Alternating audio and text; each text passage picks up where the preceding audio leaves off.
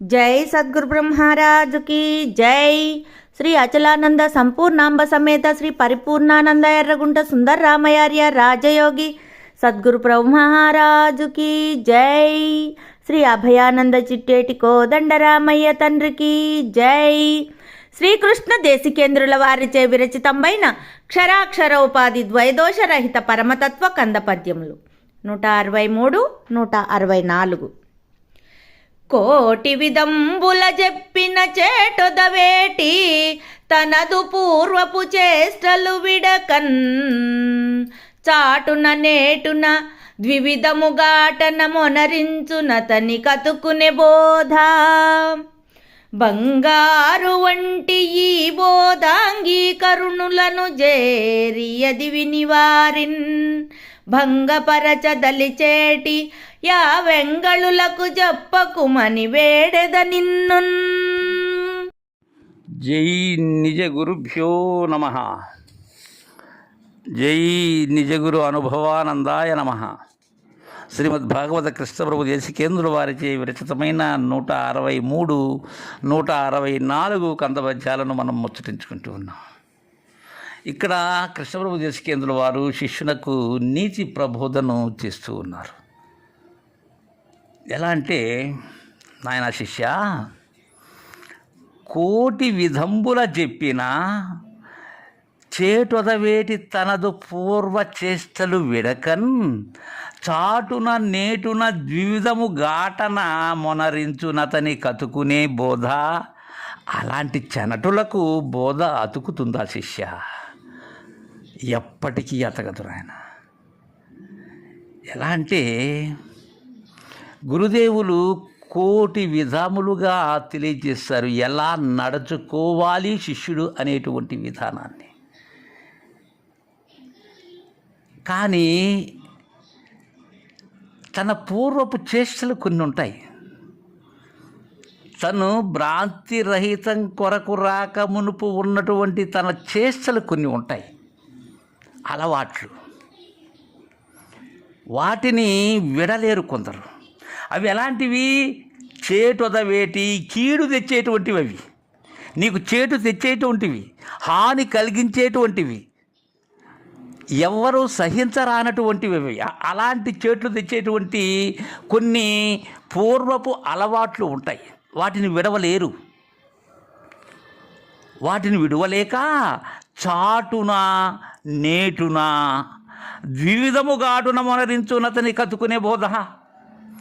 కొందరు ఏంటంటే ఆ పూర్వపు చేష్టలు విడలేక శిష్యులుగానే ఉంటారు, కానీ చాటుగా వారి యొక్క రహస్యములైనటువంటి పూర్వపు చేష్టలు ఏవైతే ఉన్నావో అవి కొనసాగిస్తూ ఉంటారు. నాయన జాగ్రత్తగా విని శిష్య. గురువు దగ్గరేమో ప్రత్యక్షంగా అంటే నేటుగా, ఎలా అంటే చూసేందుకు సశిష్యుడులాగా నటిస్తారు శిష్య.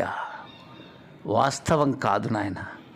అశరీరపు పలుకులైతే పలుకుతారు కానీ లోపల సశరీరులై ఉంటారు నాయన. అలాంటి వారే చాటున అంటే రహస్యంగా చేయరా అన్నటువంటి పనులు చేసేటువంటి వారు నాయన. గమనించు శిష్య. ద్వివిధము ఘాటన అంటే 2 రకాలుగా ఉంటాయి. ఎలా? వారి ప్రవర్తన 2 విధములుగా ఉంటుంది, 2 తీరులుగా ఉంటుంది. వారు చాటుమాటుగా చేసేటువంటి ప్రవర్తన ఒకటి, ప్రత్యక్షంగా మనకు కనిపించేటువంటి ప్రవర్తన ఒకటి. వీళ్ళను బేరీజు వేయటం చాలా కష్టం శిష్య. అంటే పలుకులన్నీ ఎలా ఉంటాయంటే రామచిలుక పలుకులు పలుకుతుంటారు, కానీ చేసేటువంటి వర్తన వేరేగా ఉంటుంది. అలా వనరించేటువంటి వారు ఎవరైతే ఉన్నారో అంటే ఒక మాట చెప్తారు కానీ దాని మీద ఉండరు.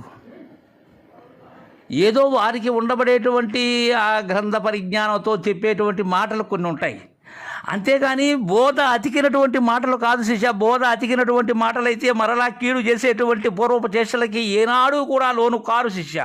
2 రకాలుగా ఉండరు, ద్వివిధంగా ఉండరు. వారు ఒకే విధంగా ఉంటారు, ఏకరీతిగా ఉంటారు, వారి పూర్ణుల వలె ఉంటారు శిష్య వారు. అలాంటి వారికి బోధ అతకదు అని కృష్ణప్రభు దేశికేంద్రుల వారు తెలియజేసి 164వ కందపద్యంలో కూడా నీతిని బోధిస్తూ ఉన్నారు మనకు. నాయన శిష్య, బంగారు వంటి ఈ బోధాంగీకరణలను చేరి యది విని వారిన్ భంగపరచదలచేటి యా వెంగళులకు చెప్పకుమని వేడెద నిన్ను. శిష్యుని బ్రతిమలాడుతున్నాడు గురువుగారు. ఎవరికి ఈ బోధ చెప్పకూడదు అనేటువంటి విషయాన్ని స్పష్టంగా తెలియజేస్తూ ఉన్నాడు శిష్యునితో. నాయనా శిష్య, ఈ బోధ ఎలాంటిదంటే బంగారం లాంటి బోధ నాయన. ఇది అతులితమైన బోధ నాయన.